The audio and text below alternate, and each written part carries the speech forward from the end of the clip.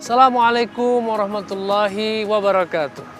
Lagi-lagi kita bersyukur kepada Allah SWT.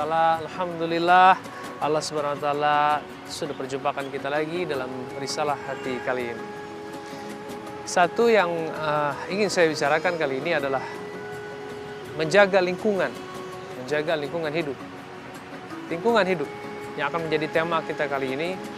Semoga Allah membimbing kita dalam obrolan kita di risalah hati kali ini.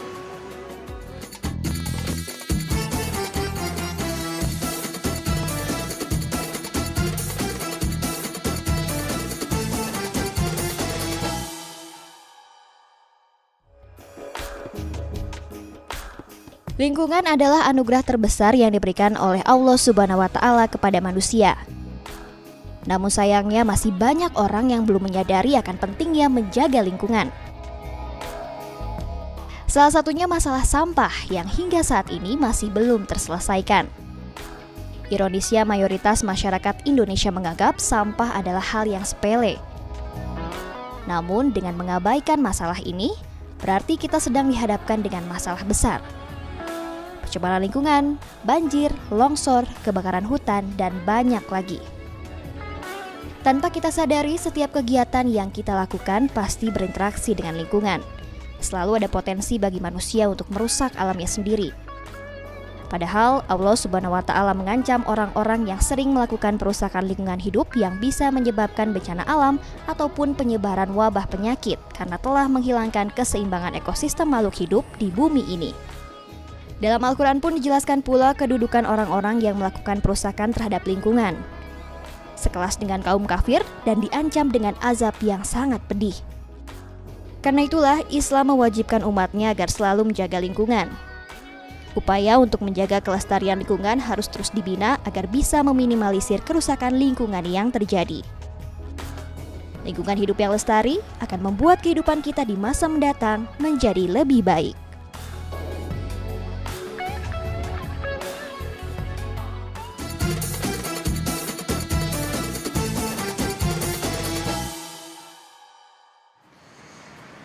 Sering kita mendengar berita tentang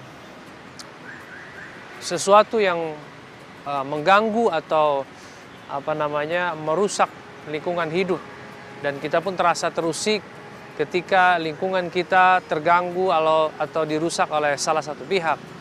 Dan ini terjadi kepada setiap orang. Setiap manusia dia ditakdirkan untuk hidup di dunia ini, ditakdirkan untuk hidup di planet bumi ini. Dan setiap manusia membutuhkan kenyamanan dalam kehidupannya. Namun yang menjadi permasalahan, manusia hidup tidak sendirian. Dia hidup dengan orang atau manusia yang lain di sekitarnya.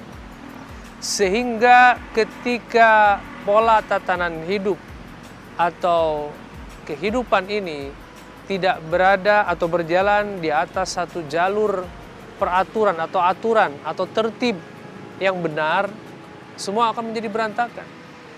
Dan yang menanggung ruginya adalah manusia itu sendiri. Sungguh Allah Subhanahu wa Ta'ala telah menurunkan agama yang sempurna. Islam mengajarkan kepada kita sampai kepada hal yang paling detail, yang paling terkecil.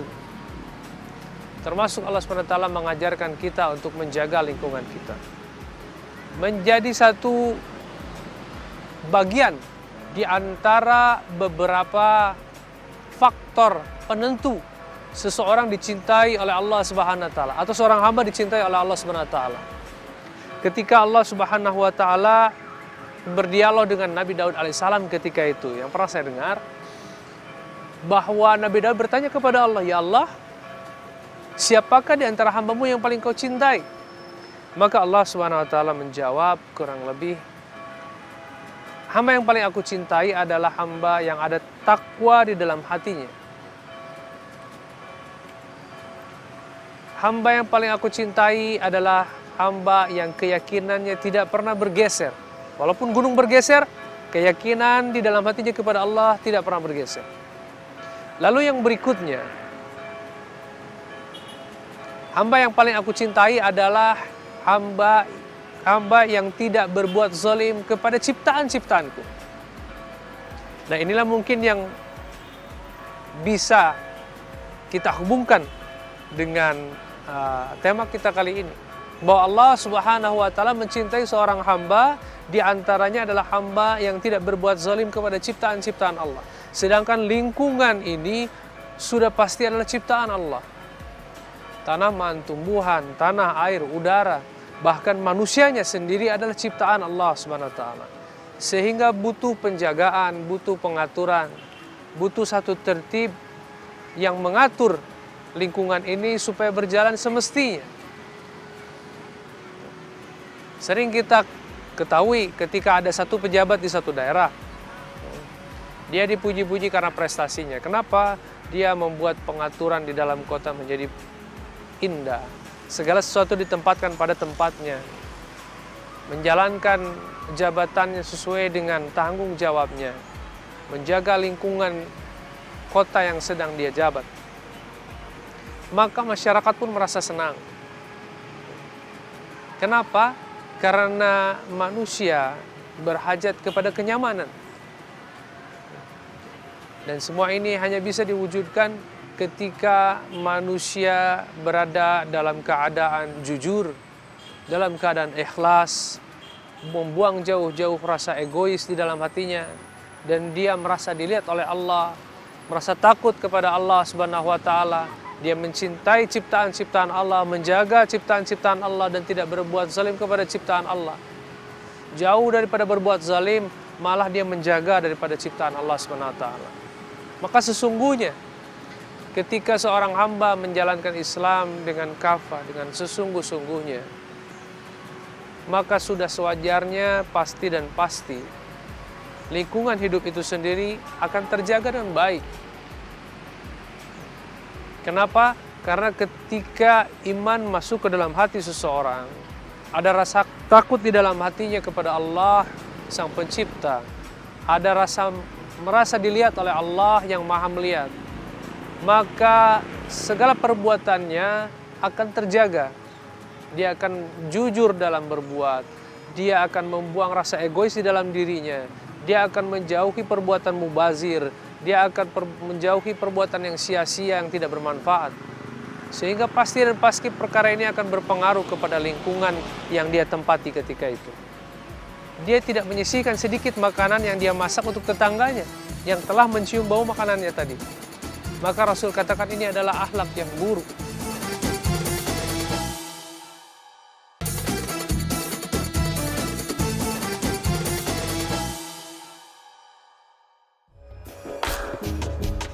Lingkungan menurut Islam mencakup semua usaha kegiatan manusia dalam sudut ruang dan waktu.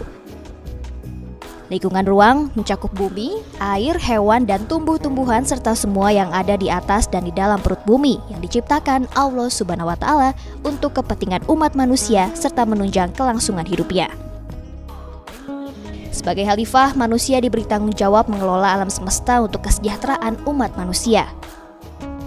Karena alam semesta memang diciptakan Allah Subhanahu wa taala untuk manusia. Bagi umat Islam, melestarikan lingkungan bukan tanpa alasan. Melestarikan lingkungan harus dipahami sebagai perintah agama yang wajib dilakukan oleh manusia. Setiap usaha pelestarian lingkungan hidup secara baik dan benar adalah ibadah kepada Allah Subhanahu wa taala yang bisa mendapat pahala. Sedangkan sebaliknya, setiap tindakan yang mengakibatkan kerusakan lingkungan hidup, pemborosan sumber daya alam, dan menelantarkan alam ciptaan Allah adalah perbuatan yang dimurkainya.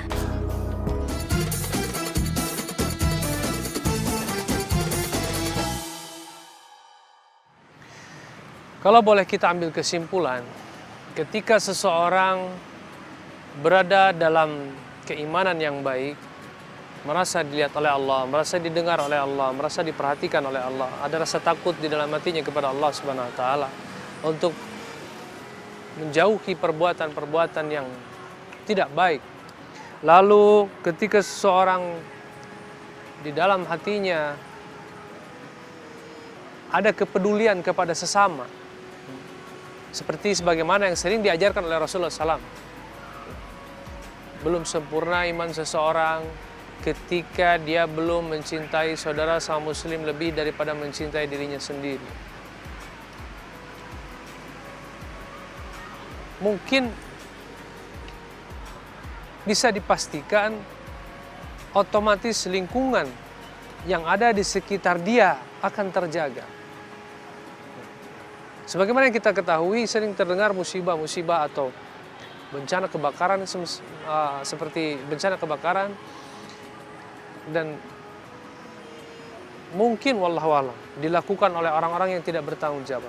Yang pasti dia yang melakukan, dia tidak melakukannya dengan keimanan. Tidak ada rasa kepedulian dia kepada lingkungan, kepada sekitarnya.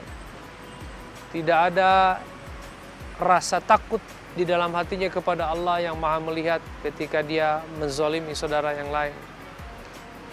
Karena Masya Allah, Rasulullah SAW mengajarkan begitu sempurna bagaimana kita berakhlak dengan sesama manusia, dengan lingkungan kita. Contoh kecil saja, ketika seseorang masak makanan di rumahnya, lalu baunya ini tercium, bau masakan ini tercium oleh tetangganya. Tapi dia yang masak ini, dia tidak menyisihkan sedikit makanan yang dia masak untuk tetangganya yang telah mencium bau makanannya tadi. Maka Rasul katakan ini adalah akhlak yang buruk. Bagaimana Rasulullah SAW mengajarkan kita untuk berakhlak mulia? Bisa kita bayangkan ketika seluruh manusia di permukaan bumi ini berada dalam keimanan yang baik, berada dalam akhlak yang baik sebagaimana dicontohkan Rasulullah SAW, otomatis pasti lingkungan ini pun akan terjaga dengan baik. Pemirsa yang dimuliakan Allah SWT, akhirnya segala sesuatu kembali kepada agamanya Allah SWT. Karena Allah SWT telah membuat agama dengan sempurna untuk mengatur kehidupan manusia, termasuk bagaimana menjaga ini lingkungan supaya tetap menjadi lingkungan yang nyaman untuk kita manusia tinggal di dalamnya. Namun sudah menjadi takdir Allah, tidak setiap manusia baik, tidak setiap manusia jahat. Hanya saja kita yang senantiasa saling mengingatkan dan terus mengingatkan untuk senantiasa mengingat lagi bahwa hanya dengan menghidupkan amal agama di dalam kehidupan kita, hanya memperbarui setiap iman-iman kita, hanya mengingat kembali pelajaran daripada Rasulullah SAW, segala sunnah Nabi SAW, maka dengan itu kita akan bisa menjadi manusia yang baik, manusia yang berguna bagi diri kita sendiri, keluarga kita, bahkan bagi orang-orang di sekeliling kita, bahkan bagi setiap ciptaan-ciptaan Allah, termasuk tumbuhan dan apapun yang ada di sekitar lingkungan kita. Maka hadirin pemirsa yang dimuliakan Allah SWT, akhirnya kita kembali kepada Allah meminta agar bagaimana kita diberikan kekuatan oleh Allah untuk menjaga lingkungan, untuk menghabiskan sisa usia umur kita ini di dalam ketaatan dan mengajak orang lain untuk taat, mencintai Allah, mencintai lingkungan, mencintai ciptaan Allah SWT. Ada satu bagian terpenting dalam diri manusia, di mana satu bagian itu baik, maka baiklah seluruh tubuhnya.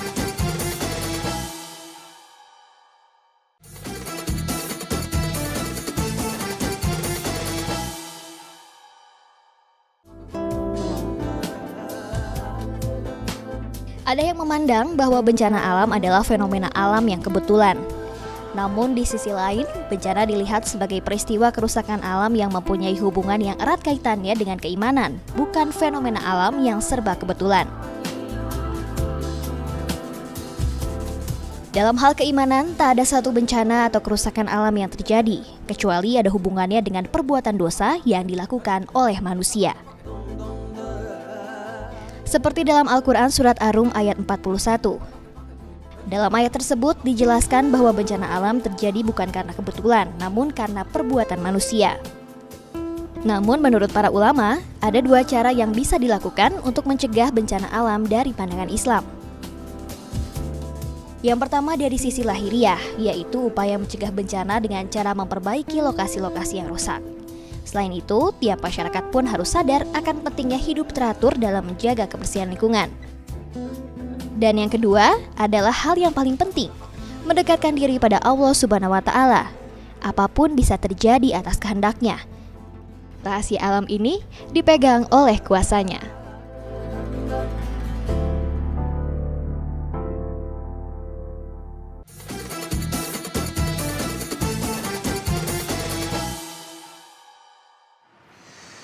Tidak bisa kita pungkiri bahwa nasib sebuah lingkungan ditentukan oleh siapa yang hidup di dalamnya. Pribadi seperti apa, semacam apa yang hidup di dalamnya.